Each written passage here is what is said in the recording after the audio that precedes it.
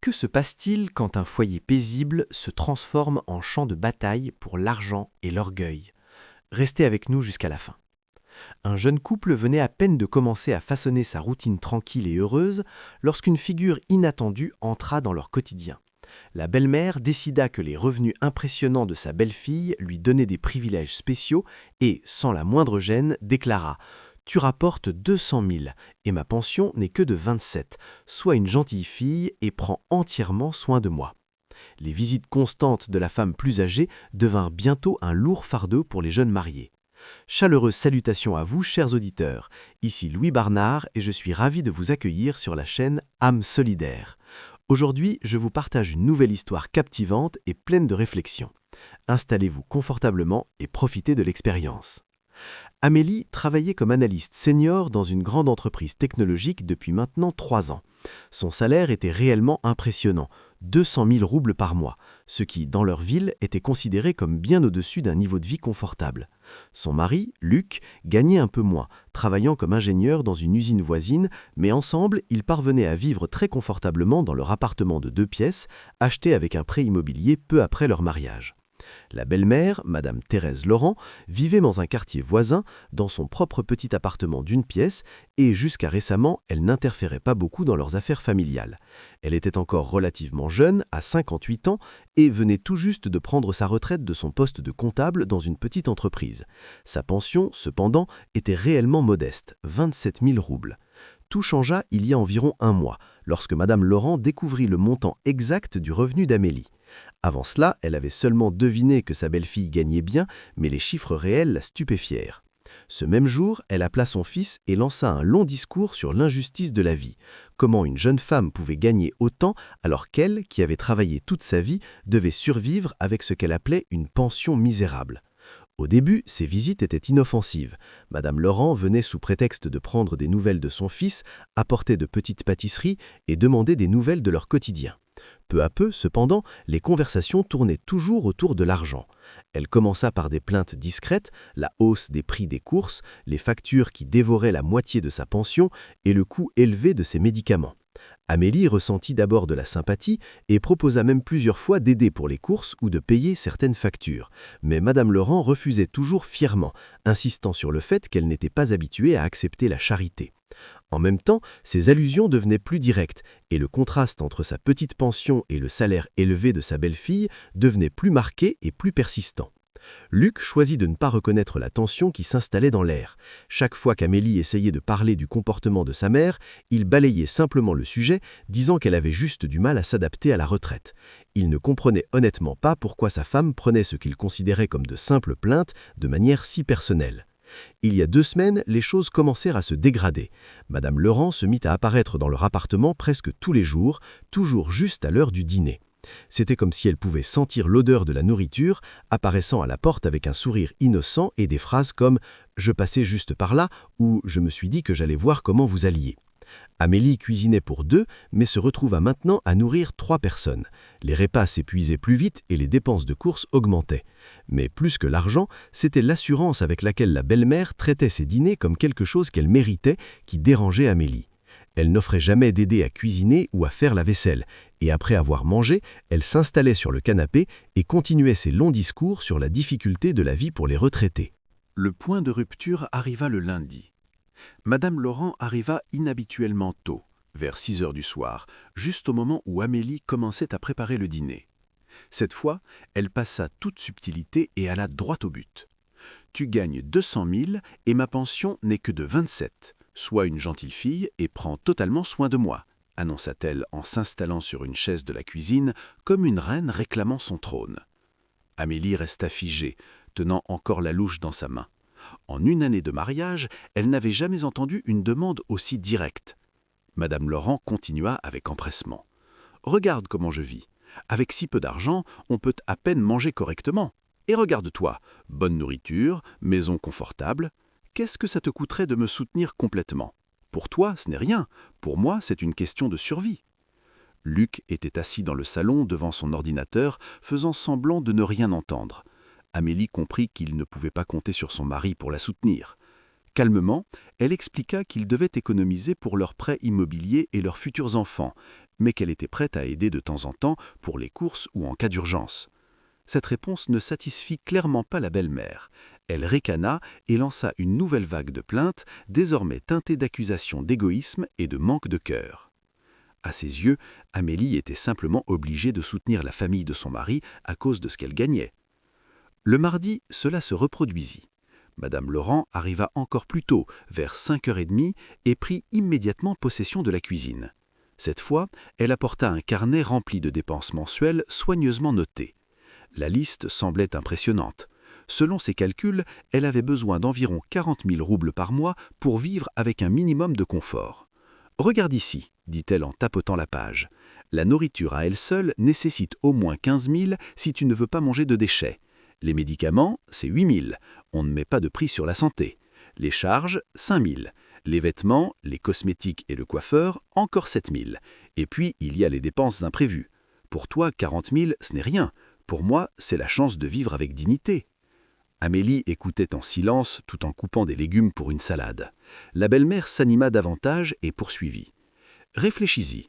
Je suis la mère de ton mari. Je lui ai donné la vie, je l'ai élevé, je l'ai éduqué. Maintenant, c'est à mon tour de recevoir quelque chose en retour. Dans beaucoup de familles, les enfants soutiennent leurs parents et personne ne trouve cela étrange. » Cette fois, Luc ne resta même pas à la maison. Il partit chez le voisin pour regarder un match de football. Amélie comprit qu'il évitait délibérément la confrontation, la laissant seule face au problème. Le mercredi, Madame Laurent alla encore plus loin. Elle arriva à 4h30 avec un grand sac et annonça qu'elle avait apporté son linge. Dans son esprit, si Amélie était désormais censée la soutenir, alors elle devait aussi cuisiner et laver pour elle. « Ma fille, je ne suis plus toute jeune, dit-elle en étalant ses vêtements sur le canapé. C'est difficile pour moi de porter des sacs lourds jusqu'à la laverie. Tu as une bonne machine à laver et un sèche-linge. Pourquoi ne pas faciliter la vie d'une femme âgée ?» Ce fut l'étincelle finale. Amélie sentit la colère monter en elle. 3 jours d'exigence audacieuse, 3 jours de silence de son mari, 3 jours à se sentir comme une servante dans sa propre maison. Tout cela mena à une décision claire, il était temps d'agir. Elle invita poliment sa belle-mère à s'asseoir dans la cuisine, promettant de préparer un dîner spécial. Madame Laurent accepta gracieusement, convaincue que sa belle-fille avait enfin accepté son rôle. Amélie travailla méthodiquement. D'abord, elle sortit les articles les moins chers du réfrigérateur, de vieilles carottes, du chou fané, du porridge restant de la veille et un morceau de pain rassis.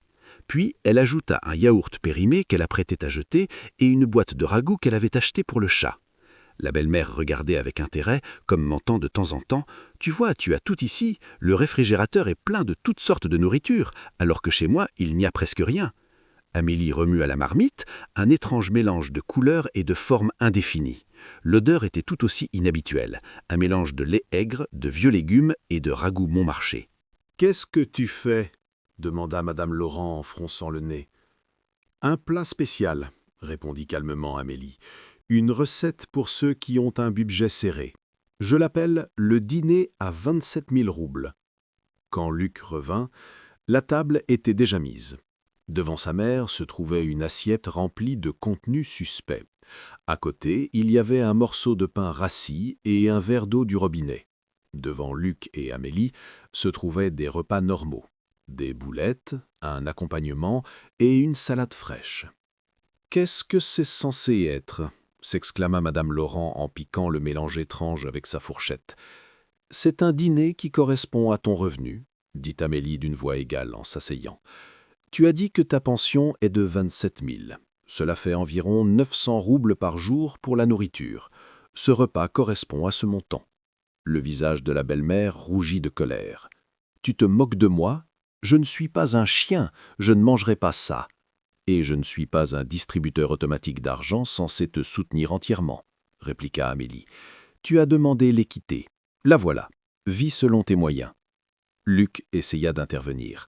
« Amélie, pourquoi tu agis comme une enfant ?»« Non, » répondit-elle sèchement. « C'est ta mère qui agit comme telle. Depuis 3 jours, elle vient ici en exigeant de l'argent, de la nourriture et des services. Depuis 3 jours, tu fais semblant que rien ne se passe. Cela s'arrête maintenant. » Madame Laurent se leva d'un bond. « Je ne tolérerai pas un tel manque de respect. Luc, tu vas vraiment la laisser me parler comme ça ? « Maman, peut-être que ce serait mieux si… » commença-t-il, mais elle le coupa. Pas d'explication. Soit elle s'exclise et me sert un vrai repas, soit je pars et je ne reviens jamais. La deuxième option me convient parfaitement, dit calmement Amélie en continuant de manger. Madame Laurent attrapa son sac et sortit en claquant la porte derrière elle. Luc regarda sa femme, confus. « Pourquoi as-tu fait ça? C'est une femme âgée. » « Une femme âgée qui s'est transformée en extorqueuse sans honte en 3 jours, répondit froidement Amélie.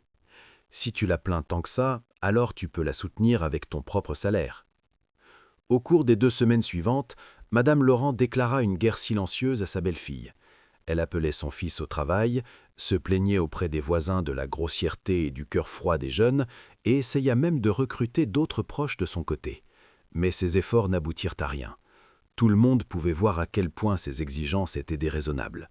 Luc resta distant pendant quelques jours, mais lentement il commença à réaliser à quel point le comportement de sa mère avait été inapproprié, surtout après qu'un collègue partagea une histoire similaire et expliqua que céder ne faisait qu'empirer les choses. 1 mois plus tard, Madame Laurent finit par appeler. Elle fit semblant de simplement prendre des nouvelles de son fils, mais il y avait une pointe de regret dans sa voix. Amélie resta polie mais réservée. Elle fit clairement comprendre qu'elle était ouverte à une communication normale, mais que toute tentative de relancer la pression financière serait immédiatement stoppée. Peu à peu, les choses s'améliorèrent. Madame Laurent comprit que sa belle-fille n'était pas quelqu'un qu'elle pouvait intimider et elle cessa ses attaques. Elle trouva même un petit travail d'appoint, aidant un voisin avec la comptabilité, ce qui ajouta un peu à sa pension. 6 mois plus tard, quelque chose de totalement inattendu se produisit. Madame Laurent tomba amoureuse. Dans un parc, elle rencontra un veuf de son âge, un ancien militaire avec une pension solide et une maison à lui. La romance grandit rapidement et 1 an plus tard, la belle-mère autrefois exigeante devint l'épouse heureuse d'un retraité aisé. Au mariage, elle s'approcha d'Amélie et murmura « Merci pour ce dîner. Si tu ne m'avais pas remise à ma place, je serais restée une mendiante. Maintenant, j'ai le respect de moi-même et un véritable amour. » Amélie sourit et répondit « Parfois, les gens ont besoin d'une leçon forte pour se rappeler leurs valeurs. Tu méritais mieux que le rôle d'une belle-mère qui se plaint sans cesse. » Aujourd'hui, 3 ans plus tard, Madame Laurent vit dans une grande maison en dehors de la ville, s'occupe du foyer, cultive le jardin et profite vraiment de sa vie. Elle rend visite à son fils et à sa belle-fille de temps en temps, toujours en appelant à l'avance et en apportant de petits cadeaux. Luc a finalement compris que sa femme avait eu raison et la soutient désormais pleinement dans toutes les affaires familiales. Amélie se souvient encore de cette soirée comme la preuve que parfois, la seule façon d'arrêter l'arrogance est de montrer à quel point elle peut devenir ridicule. Elle ne cuisina plus jamais le dîner à petit budget, mais dans les histoires de la famille, il devint une légende, un rappel que le respect ne se donne pas seulement, il se mérite.